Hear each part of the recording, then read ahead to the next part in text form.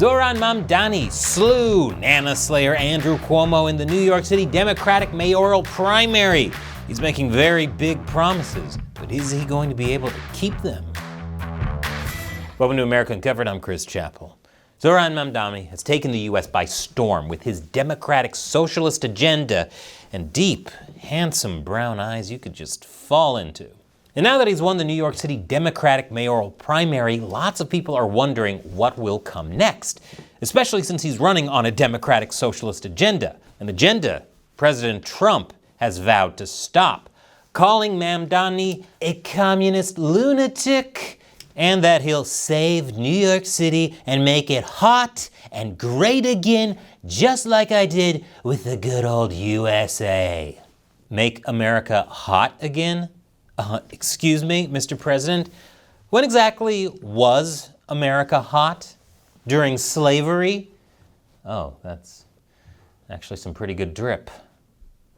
Anyway, Mamdani's agenda includes a freeze on rent, a crackdown on bad landlords, city-owned grocery stores, free buses, free childcare, increased taxes on corporations and the 1%, and an increase to New York's minimum wage from $16.50 to $30 by 2030, among many, many other policies, like higher taxes on whiter neighborhoods. And when he says whiter, he ain't talking about the picket fences. If that sounds racist, don't worry. Mamdani told NBC News' Meet the Press that it's not driven by race, it's more of an assessment of what neighborhoods are being undertaxed versus overtaxed. Oh, okay, so the next time someone yells white power, what they really mean is the benefits inherent in proportional taxation. Makes sense. So, what are we to make of his policy proposals? Can he actually get these policies passed? Well, let's first look at his proposed freeze on rent. We all know that living in New York City is crazy expensive. As a New York resident, this isn't a studio I'm in, it's where I live. The space under this desk where I sleep is $4,600 a month. But is freezing rent prices really the solution? Well, Mamdani certainly isn't the first to make such promises. Even former Democratic presidential nominee Kamala Harris did the same. Remember her? Yeah, I know, ancient times go by so fast. We will take on corporate landlords and cap unfair rent increases. Man, looking back on her campaign, you just can't help but laugh and okay, the laughing is getting a little uncomfortable now. Why won't you stop laughing? The thing is, there are always negative ripple effects with price controls. Sure, rent control can keep prices down for some renters, but the Brookings Institute, a left-leaning, DC-based think tank, points out that while rent control appears to help current tenants in the short run, in the long run it decreases affordability, fuels gentrification, and creates negative spillover on the surrounding neighborhood. It feels good in the short term, but is destructive and can ruin you in the long term. So basically, Taco Bell.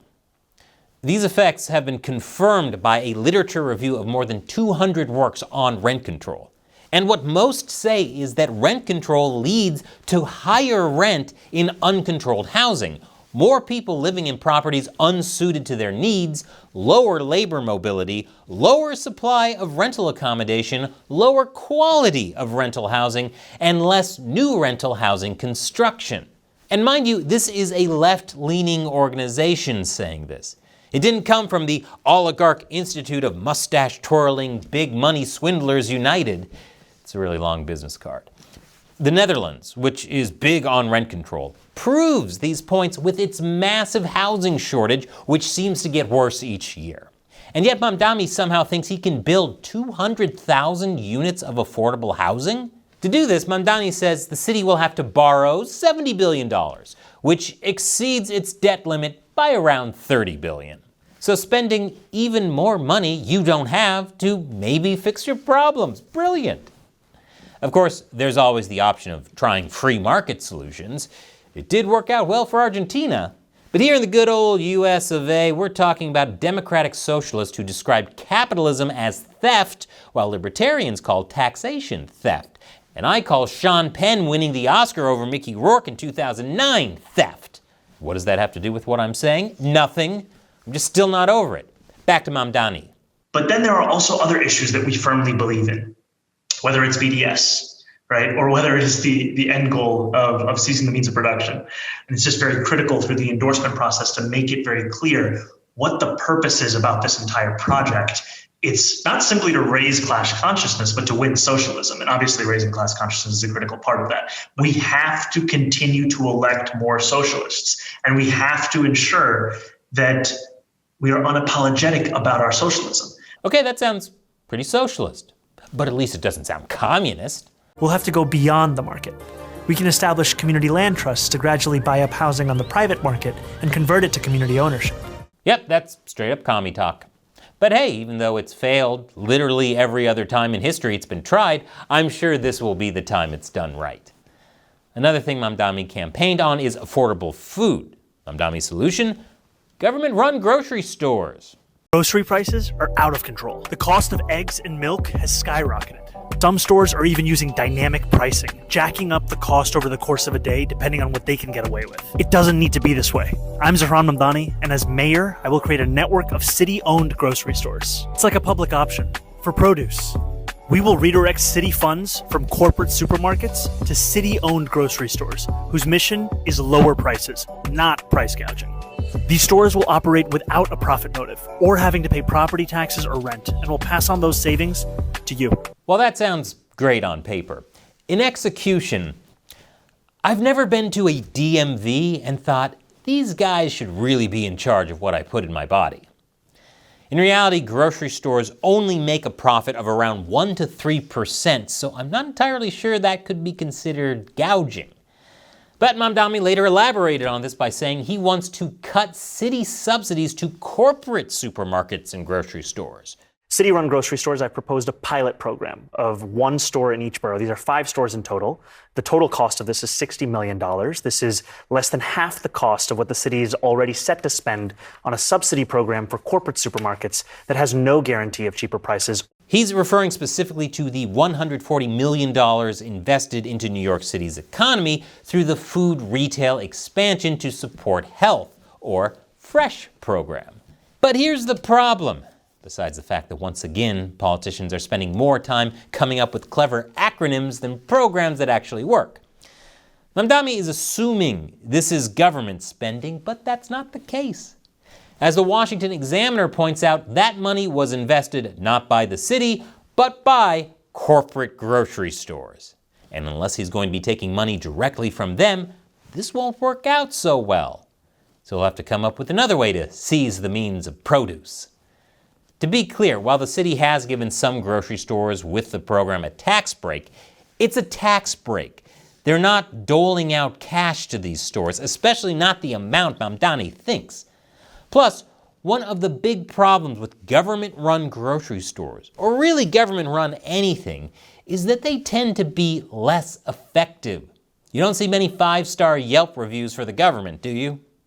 The Erie Market in Kansas is a great example. As much as Mamdani seems to refer to it as a role model, in reality it was barely surviving. The only thing that was barely surviving I'd consider a role model was Betty White, rest in peace. City Journal points out that the store loses tens of thousands of dollars annually, requires volunteers to stock the shelves, and relies on donations of produce from local businesses. It's more like a rural co-op or food pantry than a real grocery store. Guess that's why the city finally had a corporation take over as new operators. So by trying a socialist program, they helped capitalism win. Are we sure Mamdani isn't a secret Wall Street bro playing 4D meta chess, sponsored by Meta? Government-run businesses often run the risk of running into shortages because they sell things so cheaply and aren't as flexible at adapting to supply chain bottlenecks. It's how we got Soviet food lines. If Yelp was around back then, these would have been like their flag, 1 star. And yet Mamdani's doubling down on it. And for his push to raise New York City's minimum wage to $30, well, just look at California to see how well a $20 minimum wage in fast food worked out for them. Mamdani loves making promises like free buses and childcare, but even his own team admits it's not actually free. It'll cost billions. And money doesn't grow on trees. And for those of you saying it does because it's paper and paper comes from trees, nuh-uh. USD is actually made primarily from cotton and linen. So what's Mamdani's solution? Well, more taxes, yeah! A new 2% income tax on residents making more than $1 million a year, and an increase on the corporate tax rate from 7.25% to 11.5%. Is that even feasible? Wouldn't the wealthy just leave the city? Would it even be possible to raise taxes on richer neighborhoods only? How are they going to know how white the neighborhood is outside of their picket fences? Another aspect to consider is not all Democrats agree with Mamdani's policies. New York Governor Kathy Hochul ripped Mamdani's proposed tax on the rich and said, "I'm not raising taxes at a time where affordability is the big issue." It'd be like trying to shoot an apple off someone's head using a shotgun. And since this is New York, it's a big apple. Mamdani himself admits that he can't unilaterally push his agenda, but he pointed to how he can creatively take what is considered a non-starter and make it seem inevitable. Inevitable. It isn't going to help people be less afraid of socialism when your talking points are the same as Thanos's. And somehow, despite pushing very controversial policies that could do more harm than good, Mamdani won the Democratic primary for New York City mayor. A lot of it was thanks to support from lots of young, wealthy New Yorkers in their 20s. And those deep, handsome brown eyes you could just fall into. And the fact that he was up against Cuomo. But if you look at this New York Times election breakdown, you'll notice that Mamdani's competitor, Andrew Cuomo, had more support among black and lower income residents. Why is that? Did they not have any family in nursing homes during COVID? Isn't Mamdani all about evening out the playing field for the poor, including poor black New Yorkers? Turns out they may not agree with his message or policies.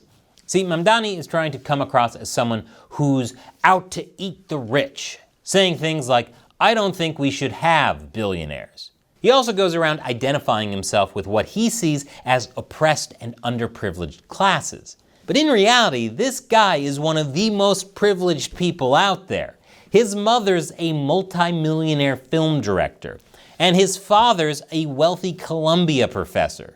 Mamdani himself attended a school with tuition fees as large as many people's entire annual earnings.